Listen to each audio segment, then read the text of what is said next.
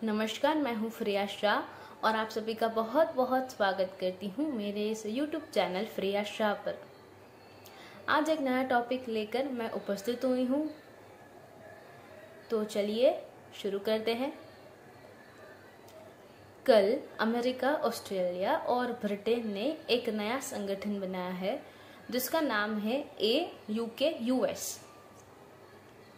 और उसके तहत अमेरिका यहाँ पर ब्रिटेन के साथ मिलकर ऑस्ट्रेलिया को परमाणु पनडुब्बियां उपलब्ध करवाएगा ताकि ऑस्ट्रेलिया चीन के खिलाफ मजबूत हो सके और चीन जो आए दिन ऑस्ट्रेलिया को धमकी देता रहता है उसका भी मुंह तोड़ जवाब ऑस्ट्रेलिया चाइना को दे। ऑस्ट्रेलिया जो ये पनडुब्बियां ले रहा है अमेरिका और यूके से, वो पनडुब्बी वो पहले खरीदने वाला था फ्रांस से 2016 में। इनकी बात चल रही थी पिछले 4 सालों से। फ्रांस और ऑस्ट्रेलिया के बीच लगभग हर बात तय हो गई थी। जो फ्रांस की तरफ से जो नेवल ग्रुप है वो इन पनडुब्बियों को बनाने वाला था, लेकिन यहाँ पर 2 बातें अड़ गई। पहली बात तो ये कि फ्रांस ने कहा कि हमारे पास पहले से ही पनडुब्बियों की ऑर्डर है, तो ऐसे में हम आपको जो डिलीवरी है वो 2030 से देना शुरू करेंगे। ऑस्ट्रेलिया ने कहा कि 2030 तक तो चीन हमें खा जाएगा, हमें चाहिए आने वाले 3 से 4 साल के अंदर। दूसरा मुद्दा था मेक इन ऑस्ट्रेलिया का। जिस तरह से भारत में मेक इन इंडिया है, उस तरह से ऑस्ट्रेलिया भी ऐसा कर रहा है। ऑस्ट्रेलिया का कहना ये था कि आप पनडुब्बियां हमारे देश में बनाइए, क्योंकि हम आपको बिलियंस ऑफ डॉलर्स का ऑर्डर दे रहे हैं, तो आप इतना तो कर ही सकते हैं।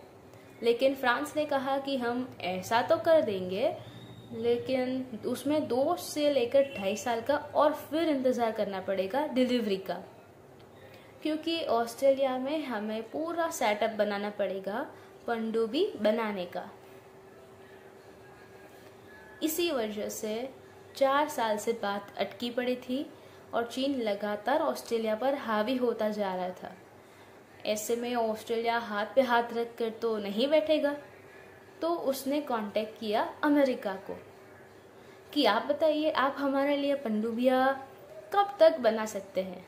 अमेरिका ने कहा कि ठीक है, हम आपको 2025 से डिलीवरी शुरू कर देंगे और हम आपको एक आधुनिक परमाणु पनडुब्बी देंगे जो चीन के खिलाफ ज़्यादा कारगर होगी, क्योंकि जो परमाणु पनडुब्बी है वो अनलिमिटेड टाइम तक पानी के अंदर रह सकती है, जबकि जो डीजल सबमरीन होती है उन्हें रीफ्यूलिंग के लिए बार बार अपने बेस पर लौटना पड़ता है। तो ये भी एक एडवांटेज था। लेकिन अंत में ऑस्ट्रेलिया ने शर्त ये रखी कि आपको पनडुब्बी बनानी पड़ेगी ऑस्ट्रेलिया में ही। अमेरिका ने कहा ठीक है, हमारे पास तो वैसे भी कम ऑर्डर है, तो हम ऑस्ट्रेलिया में ही आपका सेटअप कर देंगे, वहीं पर वेयरहाउस भी बना देंगे मेंटेनेंस का, और ऑस्ट्रेलिया में ही मैन्युफैक्चर करेंगे। अब सारी चीज़ें उनके हिसाब से हो रही थी, तो उन्होंने डील साइन कर दी। लेकिन ऑस्ट्रेलिया ने गलती क्या करी कि वो जिस कंपनी से पिछले 4 साल से बात कर रहा था, जो है नेवल ग्रुप, फ्रांस का है, उससे इन्फॉर्म नहीं किया। बिना उससे इन्फॉर्म किए परसों ही जो बाइडेन के साथ मिलकर इस डील को साइन कर दिया। अब ऑस्ट्रेलिया के लिए तो अच्छी खबर है, लेकिन फ्रांस यहाँ पर भड़क गया।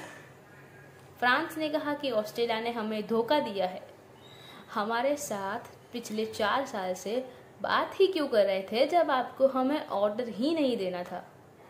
तो ऑस्ट्रेलिया ने कहा कि अगर हमें कोई आपसे अच्छी ऑफर दे रहा है तो ऑब्वियसली उन्हें ही देंगे, और ये बात तो आप भी एग्री करेंगे कि ये लॉजिकल चीज़ है। भारत होता तो वो भी ये करता। लेकिन यहाँ पे फ्रांस के भड़कने का कारण कुछ और है।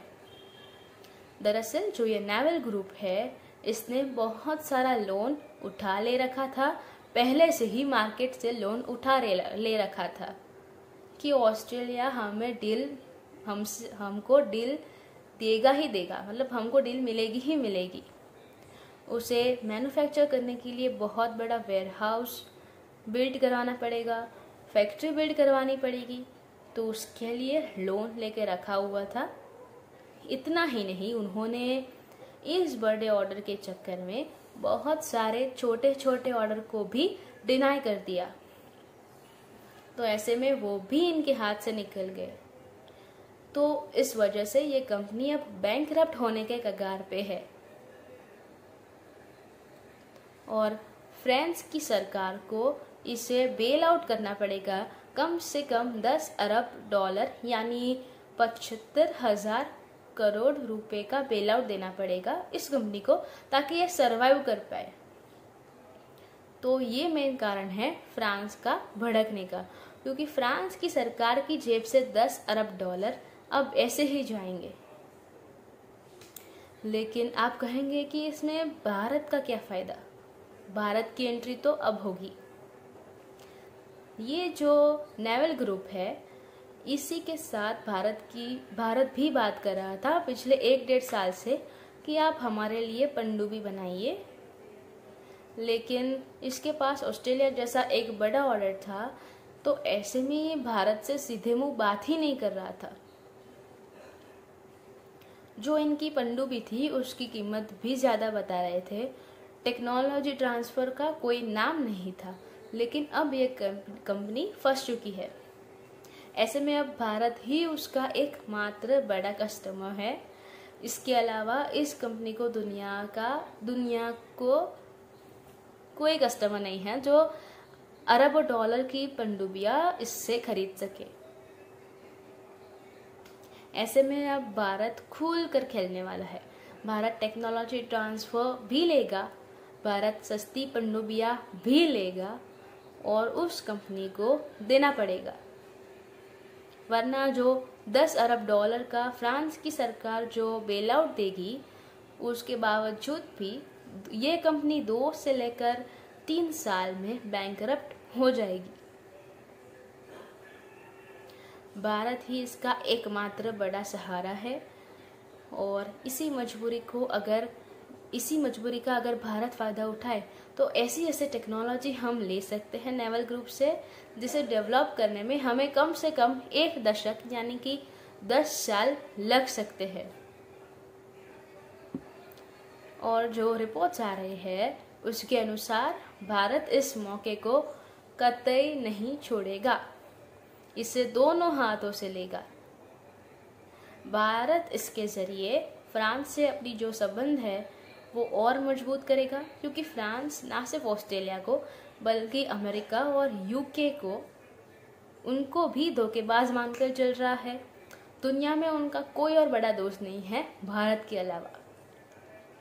तो ऐसे में अब भारत फ्रांस के संबंध भी अच्छे होंगे और भारत को मोटा मुनाफा भी होगा। आपको अगर ये वीडियो अच्छा लगता है तो इसे शेयर कीजिए। आपने अभी तक मेरे चैनल को सब्सक्राइब नहीं किया है तो सब्सक्राइब कर लीजिए, साथ वाला बेल आइकन दबा दीजिए, उसमें ऑल के ऊपर क्लिक कर दीजिएगा ताकि आपको मेरे हर नए वीडियो की नोटिफिकेशन सबसे पहले मिलती रहे। नए वीडियो के साथ फिर मिलेंगे।